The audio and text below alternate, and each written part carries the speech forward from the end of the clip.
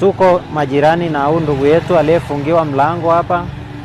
Kwa hiyo kiujumla sisi kero yetu ni harufu. Hii harufu inatuumiza sana. Kwa hiyo tunaomba uongozi utusaidie. Na kitu kingine, viongozi hao wa chini wameshindwa kutusaidia. Kwa mfano kama jana tumewapigia simu sana bwana afya na viongozi wake ambao wako chini yake, wameshindwa kutusaidia. Kwa hiyo tunaomba watusaidie kwa hili. Kamati ya sasa ilipofika, mlango ulifunguliwa. Mlango ulipofunguliwa tuliingia ndani, tukaanza kuhakikisha.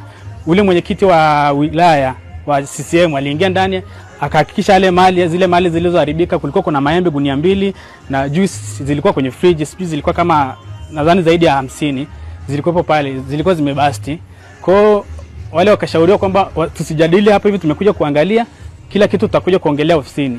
Tulikwenda Haydom kwa ajili ya operation za ukusanyaji wa madeni ambayo ni madeni makubwa. Na pale tunapokuta mpangaji hajawajibika, anapaswa kuchukuliwa hatua. Kwanza tutafunga kibanda na kumtaka aende akalipe kodi. Lakini sisi tulichokifanya, tuliamua kutumia busara. Popote tunapokuta pana changamoto, ndio tunawaomba wapangaji wetu kwa urafiki sana.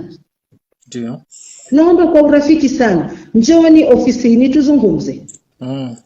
Na tumefanya hilo zoezi kwa 99.9%.